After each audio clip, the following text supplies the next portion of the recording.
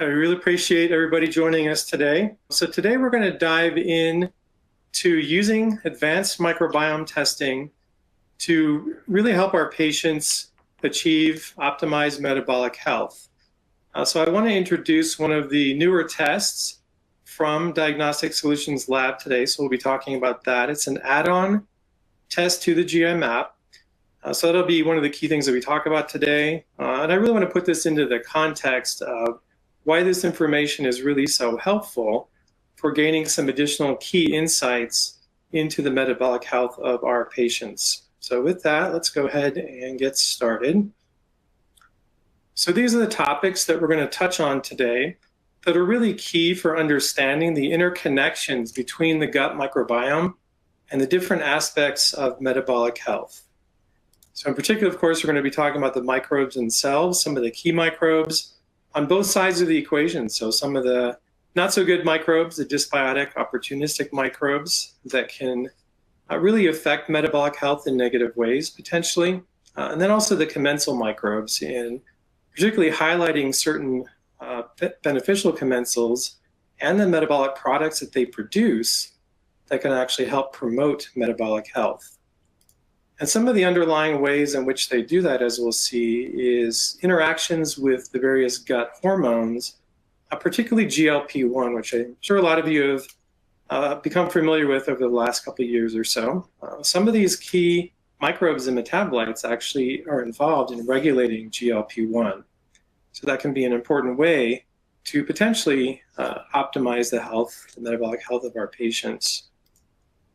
We're also going to consider the role of the intestinal barrier, as well as the immune responses to some extent, but particularly the role of the intestinal barrier, since there's so many studies, so much research now showing that this is one of the key pieces that practitioners really need to be able to assess and understand and learn how to treat, and understand how this interacts with the microbiome and gut hormones in order to really get a good handle on the underlying factors that you can address for patients' metabolic health.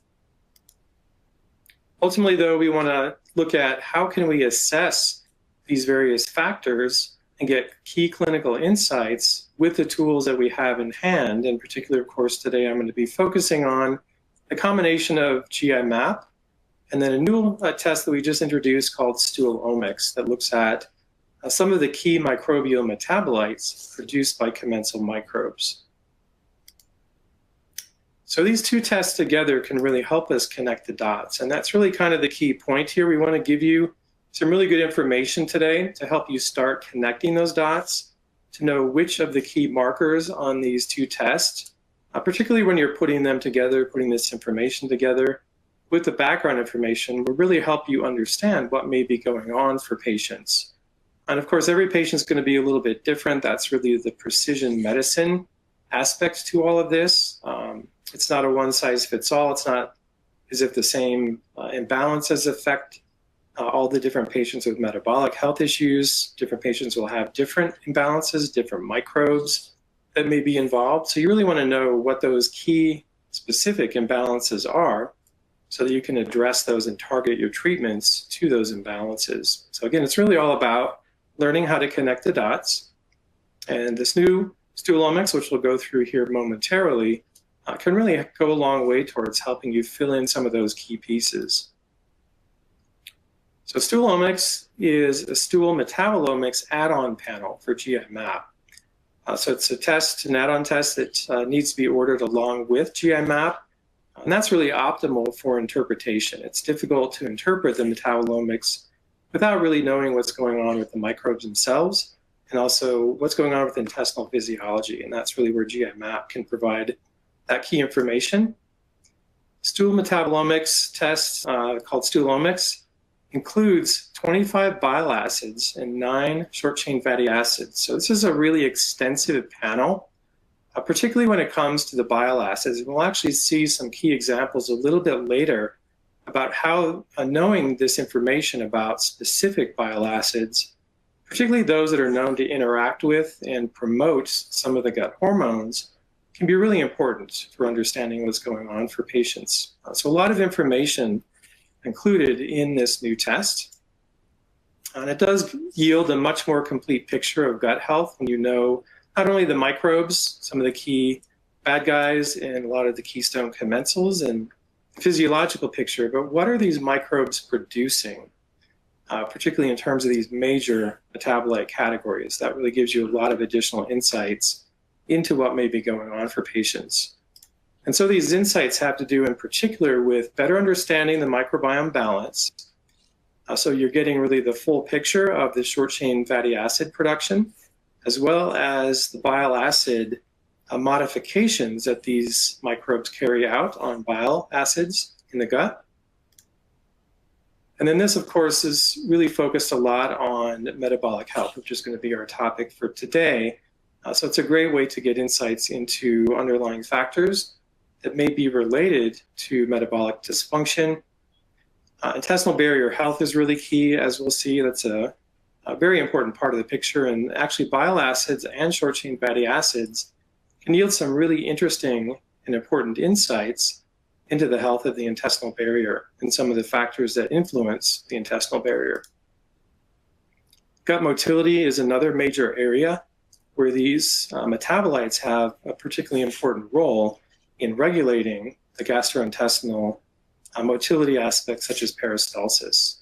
And that's a topic that we'll be focusing on in an upcoming webinar sometime in May. So we'll have more information about that at a later date. And then also immune impacts, particularly understanding the balance between inflammation and some of the anti-inflammatory functions that are promoted by various gut microbes. So these are really some of the key underlying factors that are often imbalanced in various metabolic diseases and conditions. So this is very helpful information for us to understand, particularly in the context of gut imbalances. This is all presented within a context of a 3-page report that's included along with GI map that will include a summary page for all the results for the bile acids and short chain fatty acids, and then details about the individual bile acids and short chain fatty acids, so that you can really drill down into the specifics of which of these metabolites might be most important for a given patient. We'll touch on some of those details a little bit later in the webinar.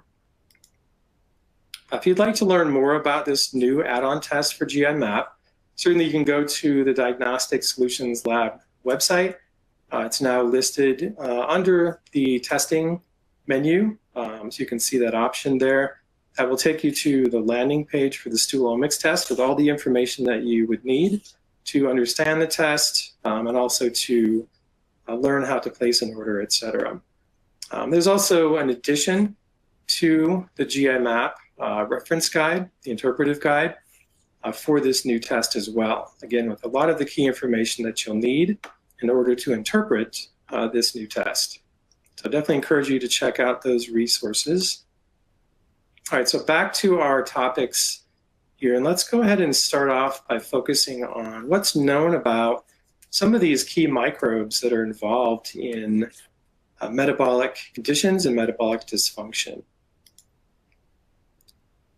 This is a great review article that talks about some of these really well-known imbalances that are pretty well established at this point in time, to the point where there are certainly probiotics, for example, that have been available and are under development to address some of these imbalances in the microbiome, and we'll look at some of that information. But again, really important information here about the microbiome and how it may be involved in these metabolic conditions. So this is a quote that summarizes some of this information. So they talk about how modifications to the composition and function of the microbiome have been linked to changes in host metabolic outcomes. And of course, as we all pretty much well know in our field of functional medicine, that industrial lifestyles with high consumption of processed foods, alcoholic beverages, especially antibiotic use, have significantly altered the microbiome. We know that those different factors can be key upstream root causes of some of these imbalances that lead to metabolic dysfunction. In addition, they make this really important point that understanding the causal relationship, not just these associations, but also how do these microbes actually either improve metabolic health or interfere with metabolic health, depending on the details, and basically how that information will provide important insights, especially for how we can better intervene in metabolic health. So it provides us some new targets that we can use both for understanding what's going on in testing and then also for treatment options as well. So this is a summary figure from that article that illustrates the microbiome imbalances that are pretty well known at this point in time from numerous studies in 3 selected metabolic conditions. So of course we have obesity, type 2 diabetes, and then something called MASLD, which is a new designation for non-alcoholic fatty liver disease. And I believe it stands for metabolic dysfunction associated steatotic liver disease. So better known by the acronym, much easier to say. So just to highlight some of these common imbalances, particularly between obesity and type 2 diabetes, very well characterized is a lack or reduction in butyrate-producing bacteria. Of course, GI-MAP, we have some of the key butyrate producers, and as we'll see with StoolOMX, we'll be able to get even more information on the overall butyrate levels in the samples. So that can be really important information to understand, to see if patients with these conditions or at risk for these conditions may have those characteristic imbalances. So in addition to the butyrate-producing bacteria, we also know that Akkermansia, I think most of us are probably familiar with that one as well by now. So Akkermansia has become a pretty famous gut microbiome and probiotic. It's widely been shown in various studies to be decreased and sometimes even not detected in patients that have these various metabolic conditions. And there are, at this point in time now, some clinical data showing that probiotic Akkermansia may also be helpful in helping to improve some of those metabolic parameters. In addition, not only a reduction in some of these commensals are seen in various metabolic conditions, but also with fatty liver disease in particular, the predominant pattern seems to be an overgrowth of certain opportunists, including Streptococcus and then Klebsiella pneumoniae, among others. But those are among the 2 probably most prominent type of opportunists that tend to be overgrown in that condition, which we can also see on GI-MAP. So the ones that I've highlighted here are all characteristic for these different conditions, and they can all be assessed with GI-MAP. So here's an example from the commensal keystone bacteria section. So you can see here in the area that I've highlighted that Akkermansia for this particular patient was below the detection limit, and so was Faecalibacterium prausnitzii, which is a major butyrate-producing bacterium. And in fact, that's such an important butyrate producer and just overall keystone commensal that studies have shown that overall butyrate levels generally tend to trend in particular with the levels of Faecalibacterium. So these are 2 really important bacteria, in particular in the context of the rest of the commensals, in order to assess for patients who have metabolic dysfunction.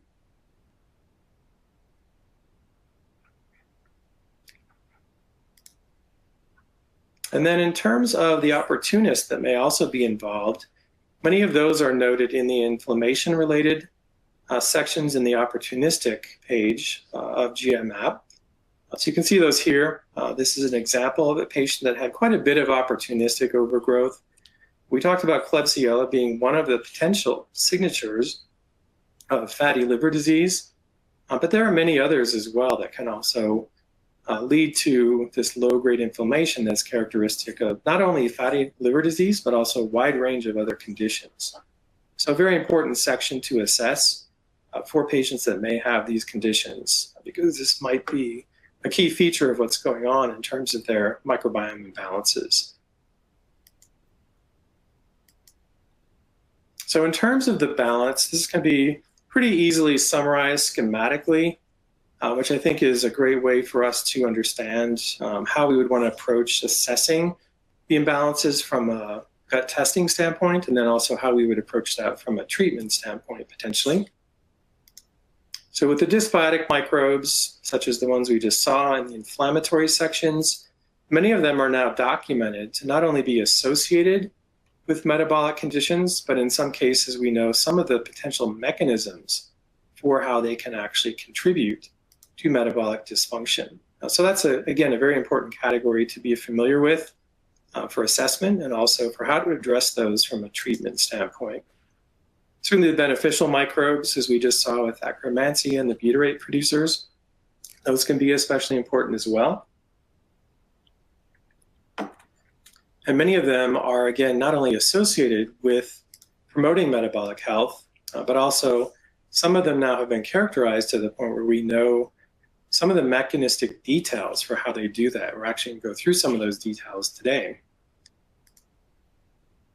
But first, let's go ahead and start off talking about a particular example, one that's probably pretty familiar to many of you in terms of a certain type of dysbiotic scenario, a very common form of dysbiosis that involves something called lipopolysaccharide.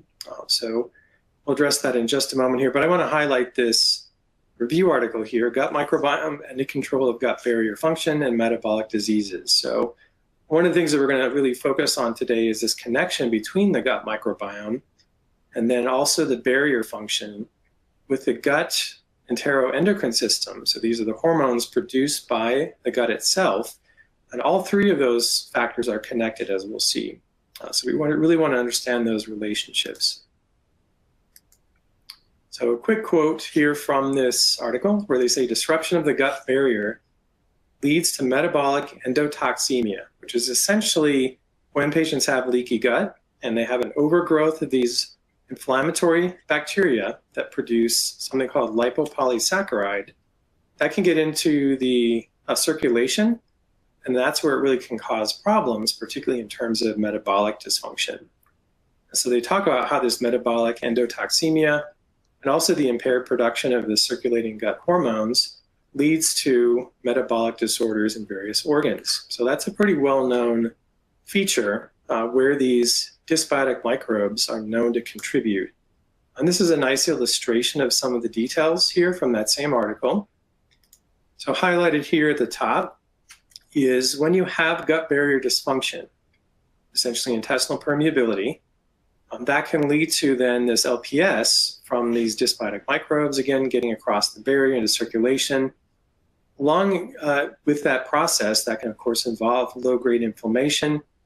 That can then lead to a decrease in the secretion of certain gut hormones, such as GLP-1, another one that's involved in appetite control, which is PYY, and then also a decrease in short-chain fatty acids. So a lot of these imbalances tend to co-occur and are often interrelated. This overall scenario then, once it's affecting the tissues and organs systemically, can really start this cascade that then starts to contribute to metabolic dysfunction. So they're highlighting here the liver, where this scenario with increased LPS and gut permeability can lead to an increase in inflammation, decrease in insulin sensitivity, increased oxidative stress, and then an increase in fatty liver, which is the steatosis. And then in terms of fat tissue, that can increase the fat mass, also increase adipose inflammation, decreasing insulin sensitivity, and also increase oxidative stress. It can also affect muscle tissue in terms of increasing inflammation and decreasing insulin sensitivity. And then really important for overall regulation, particularly when it comes to appetite control, for example, where even in the brain, there can be an increase in inflammation, decrease in insulin sensitivity, that can lead to an increase in food intake. So obviously this can become a vicious cycle where you start to develop these imbalances in the gut, affects things systemically, and then that can feed back in terms of additional downstream issues.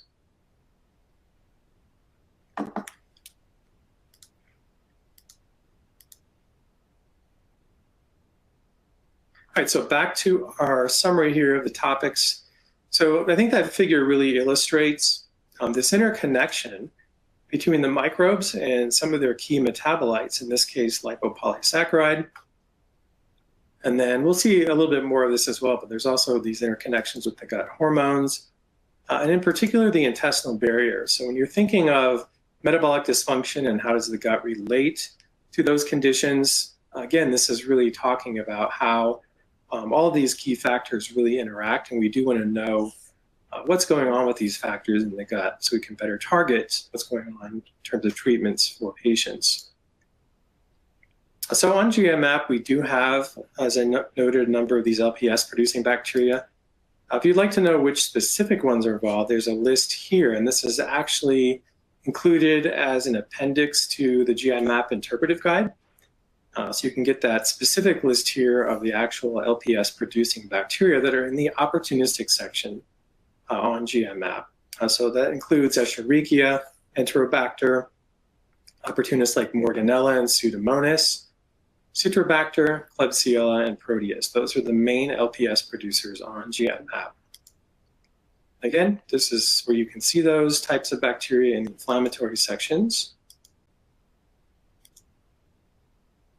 And then again, often, as I noted, you'll see that there's evidence of altered intestinal permeability for many of these patients.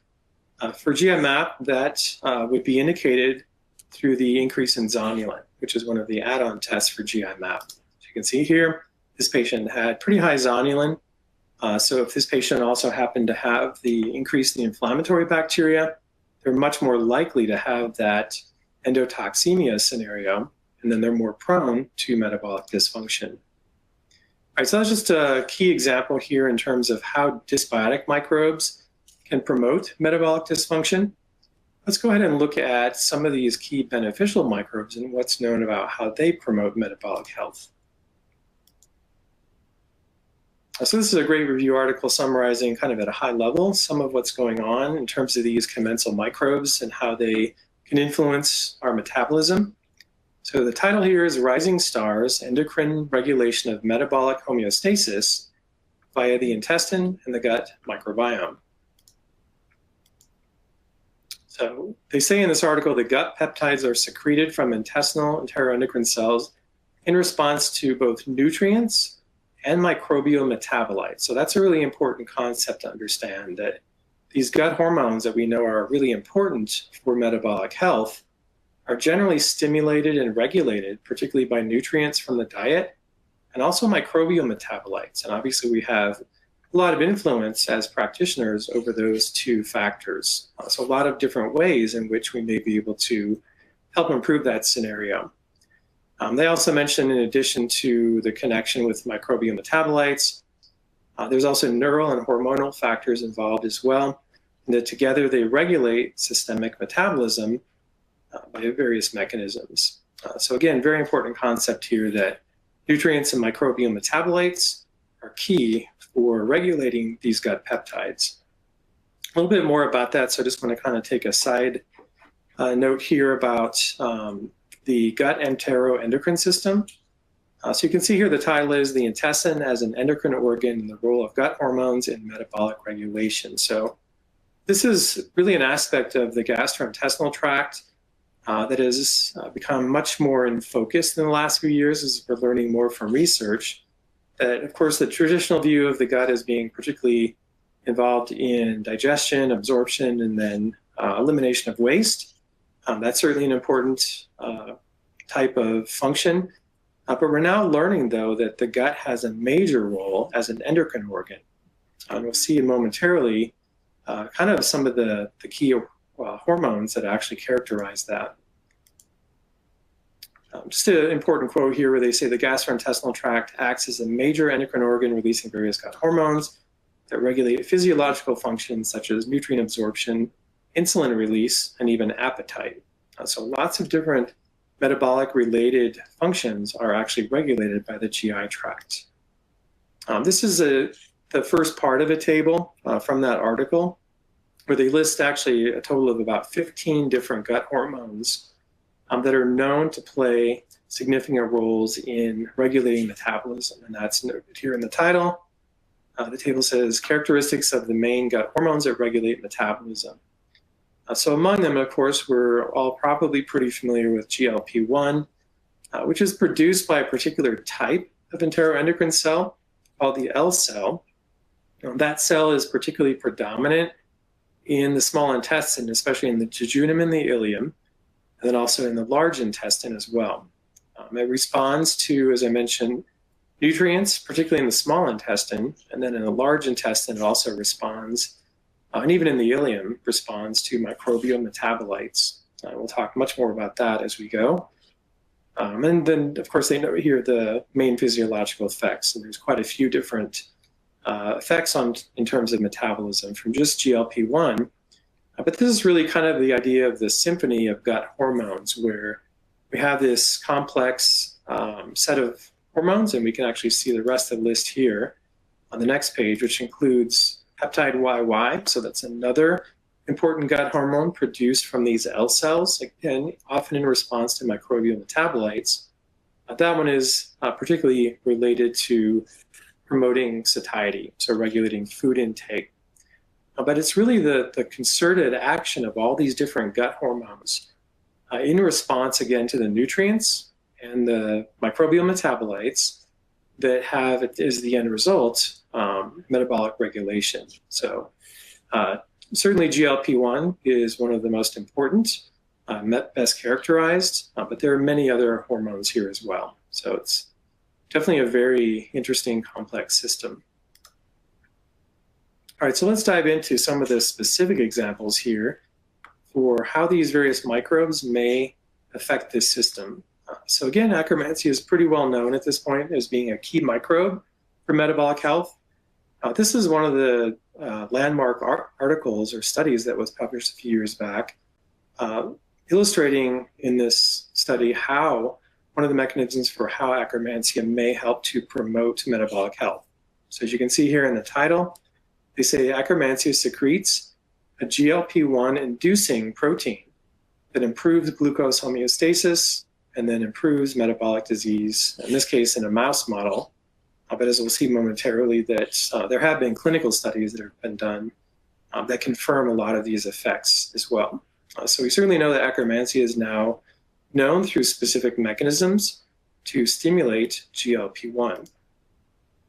We can see here in this figure from the article, which is basically summarizing some of the different species that have been explored and under development for potential use as probiotics to improve metabolic health. And I've highlighted Akkermansia, and interestingly at the top here, they've broken out the level of evidence by animal studies, human studies, and then in vitro studies. So you can see the ones that are beginning to have some really key clinical evidence for their efficacy. So Akkermansia is certainly one of them, and there are several others as well. Many of these are actually butyrate producers. So that's really highlighting the importance of butyrate and butyrate levels in individual patients for their metabolic health.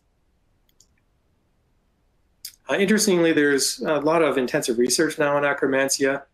We know quite a bit more about some of its other effects. And I mentioned that the intestinal barrier integrity is really one of the key features that we want to know about in terms of metabolic health. And it turns out Akkermansia is also known not only to stimulate GLP-1, but also to improve the intestinal barrier in various ways. So it's already been known in the past that Akkermansia can promote mucus production, which is very protective.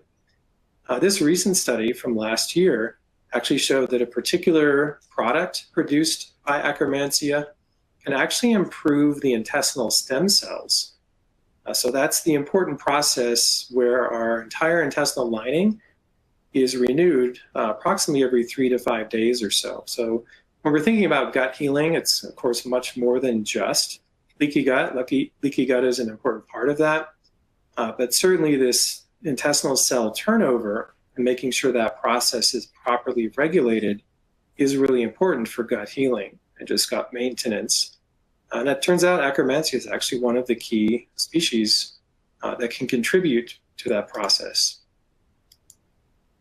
They say here that the results demonstrate that this particular protein plays a crucial role in intestinal homeostasis by regulating intestinal stem cell activity. And they give a particular mechanism here. And it's a promising biomolecule for improving and maintaining gut health. So certainly we're going to continue to hear more and more about Akkermansia. But I think it's important to also kind of take a step back and not necessarily overly focus on one particular factor. For certain patients, that may be one of the most important factors for them. But we also want to look at the big picture, and that's really what we want to talk about today is how do we kind of step back and look at the full picture when it comes to the microbiome. Speaking of which, this is one of my favorite diagrams illustrating the connections, some of the best known effects of short-chain fatty acids, which you can see illustrated here in the center, which of course we know are generated by commensal microbes, particularly from fiber and other types of resistant starches in the diet.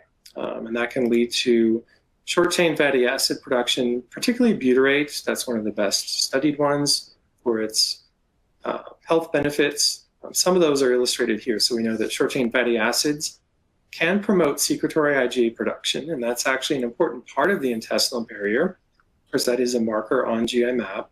So if you see that deficient, one of the common causes of deficiency is a lack of short-chain fatty acids, especially butyrate. Similar scenario with the mucus production.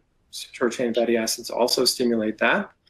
That can be another reason why you might see low akkermansia, since akkermansia depends on adequate mucus production. So certainly, if patients do seem to have a lack of akkermansia and other types of bacteria that live in the mucus layer, they may actually need to increase their short-chain fatty acids. And as we saw with akkermansia, tissue repair is also an important process stimulated, in this case, by short-chain fatty acids. And there's a lot of interest in that process as well, particularly in diseases like inflammatory bowel disease, where the intestinal barrier may be severely compromised. Bile acids, which is what we're also going to be talking about more today as well, are known to have similar effects. So it turns out that some of these bile acids that are acted on by the microbiome, and those are called secondary bile acids, they can interact with a particular receptor in the gut. We'll see an illustration of that in a little bit here, but this one you'll see quite a bit in terms of how the microbiome is related to stimulating GLP-1. In many ways, it can be through this receptor and the factors that stimulate this receptor, which primarily tend to be these secondary bile acids. But they also found that scenario with the bile acids, they can stimulate this stem cell proliferation and then also contribute to the regeneration of the intestinal lining. So again, short-chain fatty acids and bile acids are well established at this point for contributing to various aspects of the intestinal barrier, which we know is important for metabolic health. And just to further connect some of the dots here, we now know that it goes in the other direction as well. There's evidence now that some of these gut hormones, particularly GLP-1, actually helps to promote the integrity of the intestinal lining and also promote microbiome balance, and also has effects on the immune system as well. So a lot of feedback mechanisms, so you can imagine it's not just a one-way direction, that these various factors can affect one another. So all of this is leading to an increased focus on the intestinal barrier as a way to improve metabolic health. So certainly we're focused on diet and what we can do with balancing the microbiome, but being able to assess the intestinal barrier, particularly from a more comprehensive standpoint, so it's not all about leaky gut, as we talked about. You want to really understand what's going on with the barrier in order to be able to help your patients improve their metabolic health. All right, so once again, just want to kind of summarize here. So our key topics in terms of the interconnections between the microbes, the good guys and the bad guys, what they're producing, also the gut hormones, and then the intestinal barrier and immune responses. Again, those are all interrelated in various ways. We saw some key examples here, specific microbes, specific products, and then how that can interact with these other factors. Now let's talk a little bit more about these metabolites and how they can be assessed with StoolOMX. So in terms of the various metabolites, some of the best study are the short-chain fatty acids and these secondary bile acids. There's also another category called the indoles that are also becoming better recognized for their metabolic roles. So the title here is short-chain fatty acids, secondary bile acids, and indoles, gut microbial metabolites with effects on enteroendocrine cell function. And those are the cells that produce gut hormones, and their potential as therapies for metabolic diseases. Really interesting quote here is that changes in the levels of short-chain fatty acids, indoles, and secondary bile acids are associated with metabolic disease, and that studies, particularly animal models, but now we're starting to see more activity in the way of clinical research, that potentially restoration of these levels of short-chain fatty acids, secondary bile acids, et cetera, when they're imbalanced, can actually improve disease progression and severity when it comes to metabolic conditions. So that's really kind of the point here. We want to know what's going on in patients in terms of the levels of these metabolites through testing, and then how can we target treatments to improve that balance. Just a quick example here. I think a lot of us are pretty familiar with short-chain fatty acids and their benefits, especially butyrate. And this is just a recent review article, one of many, that summarizes the beneficial roles of butyrate in terms of metabolic conditions, especially obesity and diabetes. As you saw earlier, butyrate producers do tend to be low in those conditions. So that's certainly an area that's been well defined. I think what's not as well known is on the bile acid side. So that's, I think, one of the areas where StoolOMX, this new test, can be quite enlightening for a lot of practitioners, because it is an area that I think is not as well known as the short-chain fatty acids. So just a few examples here. So this title is Gut Microbiota Regulates Postprandial GLP-1 Response via Ileo Bile Acid. TGR5 is that receptor we talked about that's on these enteroendocrine cells. So we know that basically bile acids, particular bile acids produced by the gut microbiome, can interact with that receptor and then affect GLP-1. And that can actually have downstream effects in terms of the gut-brain connection through that same receptor that can then contribute to release of some of these gut hormones, particularly GLP-1. And that can then act on the mechanisms in the brain for controlling food intake. So really important connections here with the bile acids in the gut, and particularly the ones that are acted on by the microbiome. Just another example here in terms of a summary of the role of bile acids in the regulation of food intake and their dysregulation of metabolic disease. So again, this is a growing area of research. This is a really nice illustration of how specifically some of these microbial products interact with these enteroendocrine cells, leading to the release of the various gut hormones. So you'll see here there's short-chain fatty acids that have specific receptors on these cells that they can interact with. Both the primary and especially the secondary bile acids have receptors that they interact with. We talked about lipopolysaccharide. There's a specific receptor for that as well. And then these indole metabolites, which primarily come from the amino acid tryptophan, but actually certain types of indoles can also come from primarily cruciferous vegetables. So that's another kind of up-and-coming category of microbial products. A lot of these interact with various receptors that are on or within the enteroendocrine cells.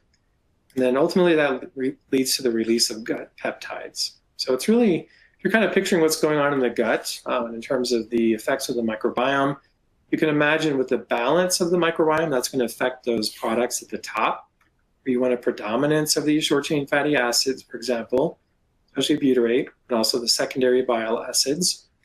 And if you have that scenario, that's going to basically stimulate these cells in a certain way where they produce the right mix of gut hormones that then help promote metabolic health. And then when those are deficient, obviously you're not going to get that same effect. So again, we can certainly get a sense of this from GI map through assessing organisms like Akkermansia, Faecalibacterium brasnitzi. Roseberry is another major butyrate producer.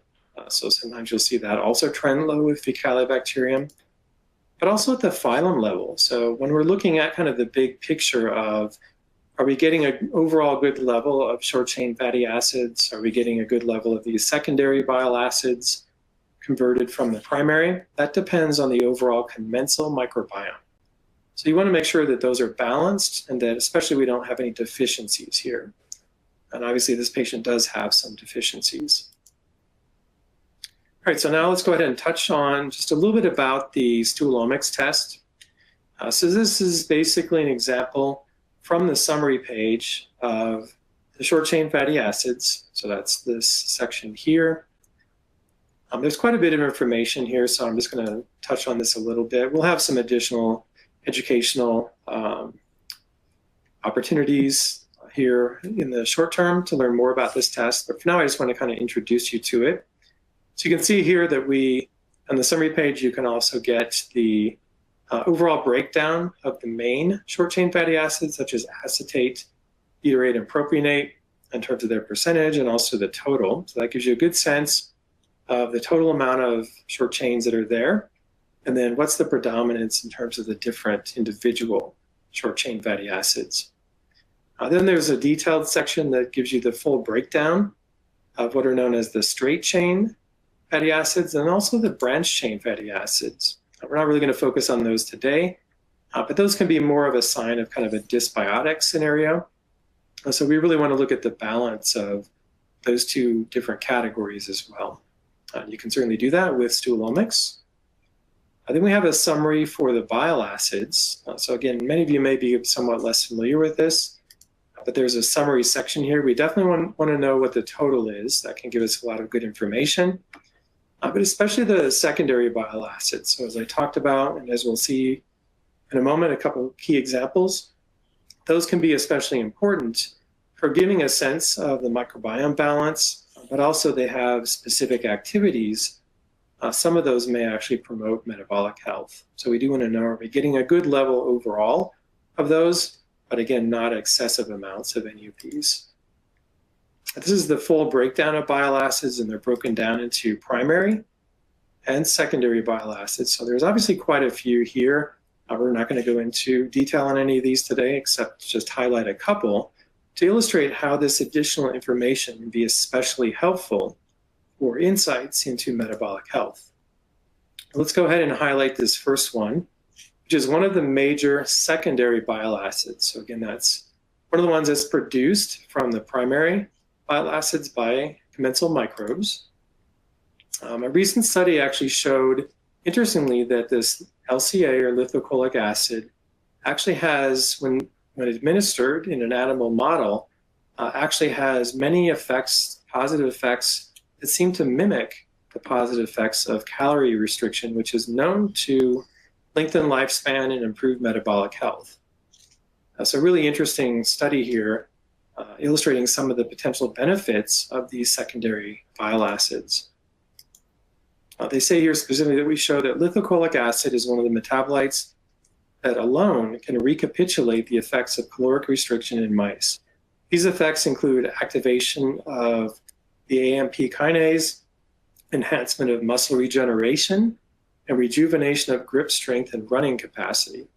So I know there's an increased focus on muscle health as being a key part of metabolic health. And it turns out that actually there may be a connection here between this secondary bile acid and promoting muscle health that overall may then contribute to metabolic health. Another one I'd like to highlight that probably is not that well known at this point in time is called hyocholic acid. It's one of the primary bile acids, but there are several secondary bile acids that can be formed from that. This has been studied recently and linked also to metabolic health when it's at good levels. That's summarized here. You can see the title says hyocholic acid species as novel biomarkers for metabolic disorders. And they say we investigated whether human HCA profiles can predict the development of metabolic disorders. We find in this first cohort, which is a pretty large cohort of over 1,000, that both obesity and diabetes are associated with lower serum concentrations of HCA. So that's another example of a potentially beneficial microbiome product that when it's deficient may contribute to these metabolic conditions. A little bit more information, there's more research on this. The title here is the hyocholic acid species improve glucose homeostasis through a distinct mechanism involving a couple of the receptors that we talked about, especially TGR5. And then just quickly their highlights, I just want to highlight this last one. that this hyocholic acid actually promoted GLP-1 secretion by simultaneously activating the TGR5 and then inhibiting this other receptor. So a growing list of these beneficial microbiome products that are now known to potentially stimulate GLP-1 and possibly other gut hormones as well. All right, so that really kind of summarizes, just kind of highlights some of the key research that's known about the connection between microbes and metabolites. We've, of course, talked about these connections among them.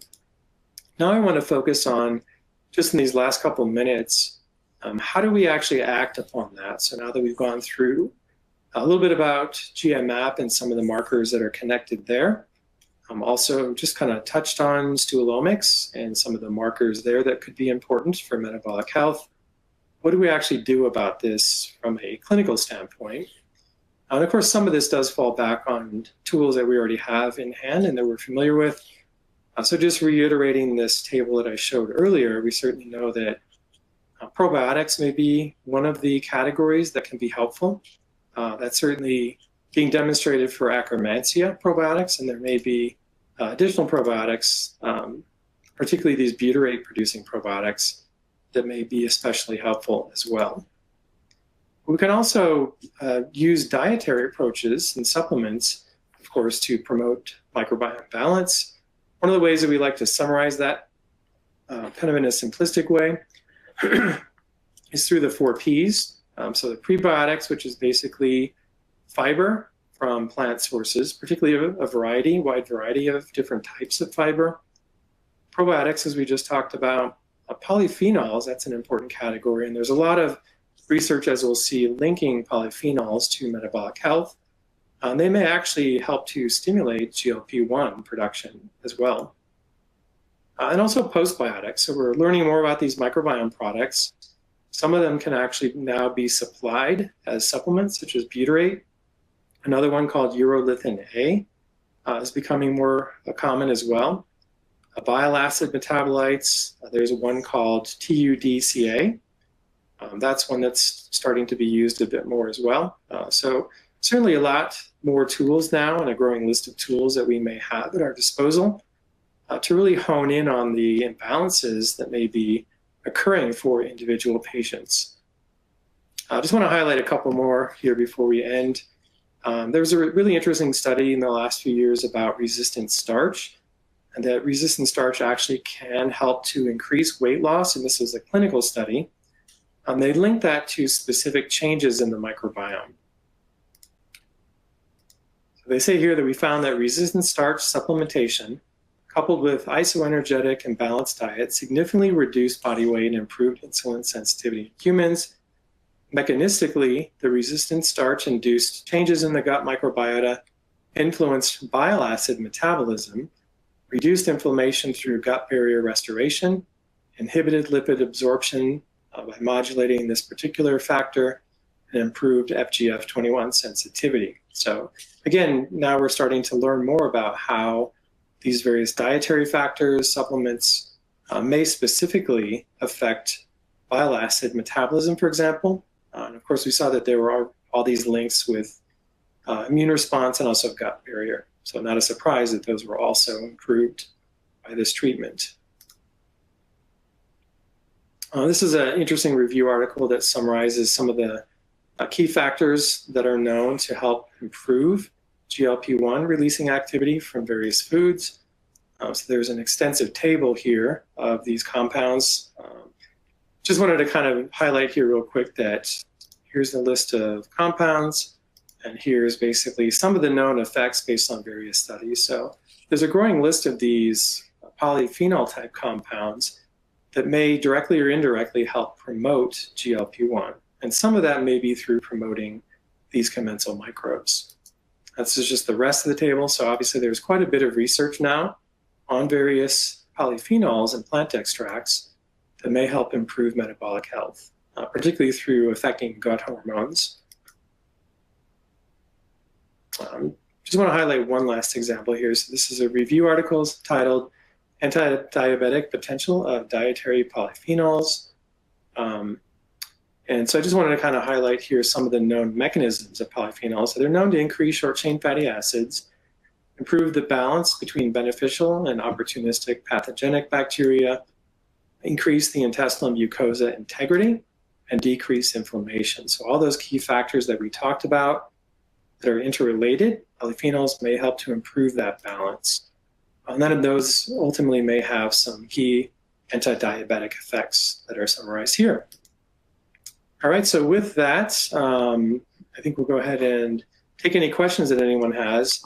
Hopefully this helps everyone understand this connection, particularly in terms of certain details between the microbiome and the products produced by the microbiome, and specifically how we can assess this with advanced stool testing, and how we can use that information to target our treatments, in many cases with already existing tools, but just knowing how to apply them more specifically. So thank you for listening. Thank you. We have time for a few questions, so I'll just get right into it. What lowers LPSs more efficiently, a binder or colostrum? That's a good question. I'm not sure of any direct comparisons from research studies. I'm aware that there are studies, particularly with colostrum and immunoglobulins, that are able to bind to different pathogens, not just LPS, but other parts sort of that outer cell wall of different opportunists and pathogens, and may help to reduce them. So I'm more familiar with that research and less familiar with the binders. Some patients might potentially benefit from both, but unfortunately I can't address specifically which one might be better. Thank you. And what's the latest testing for LPS levels? That's a good question. So there are some serum tests out there. Most of them are indirect with like LPS binding protein, anti-LPS antibodies. Those are more indirect tests, and you're looking at serum.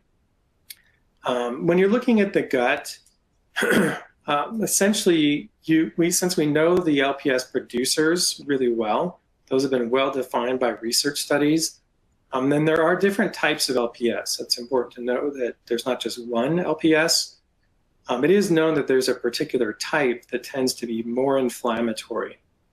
It's got some sort of technical name like hexa-acylated LPS, but that's particularly on a lot of these opportunistic bacteria that on GMAP we have listed as inflammatory bacteria. So I think it's important to recognize kind of the source. If you say you're just looking at a blood test and it looks like there might be increased LPS, you don't necessarily know the specific source in the gut or what's going on that might contribute to that. So I think assessing that with tests like GMAP, in my opinion, is probably the best way to go, because you know what those levels are, you know which ones seem to be the most problematic. You can potentially target that with specific treatments, and then you can also assess the intestinal barrier and other things and also target those. So, but there may be different opinions out there. I just think gut testing really gives you a nice comprehensive picture that includes the key LPS producers. Thank you. We have a question here. Does GI map provide any indication of presence of Marcons and pathogenic biofilm? That's a good question. So I'm not as familiar with that condition and results on GI map, so I can't speak specifically to it, but most of the key biofilm producers in terms of various pathologies tend to be on that opportunistic page. And a lot of them tend to form biofilms together. And there are certain associations. So without getting into too much detail, there's kind of this biofilm community that's been identified that's more applicable to the upper GI tract. So that would be organisms like Staphylococcus, Pseudomonas, Enterococcus, even Candida can be part of that biofilm matrix. Streptococcus can also be part of that. Then there's kind of more of these inflammatory microbes. So there's one recently that was associated more with IBS and inflammatory bowel disease that was more of an E. coli-based biofilm, which seems to be more lower in the gut. more towards the latter part of the small intestine and then in the colon. So yeah, unfortunately, I can't speak specifically to Marcons, but in terms of biofilms, those are the key microbes, and they actually seem to aggregate in certain communities. So you might be able to actually recognize that pattern on GI map. Thank you. We have time for another question. This one was earlier on. Any microbiome dysfunction associated with patients having POTS? Again, I wish I could speak to specifics there. So I know there is some link, obviously, between POTS and mast cells. And certainly, we have actually talked about mast cell connections in the gut in other webinars, but kind of to cut to the chase, there's kind of two categories of microbes that would be especially related to mast cells and histamine. One is the histamine producers, which really largely overlaps with those LPS producers that we talked about. Then there's also mast cell activating microbes. And so as far as the ones that are best studied, those are organisms like Pseudomonas, Staphylococcus aureus, and Candida, and then several others as well, but those are among the main ones.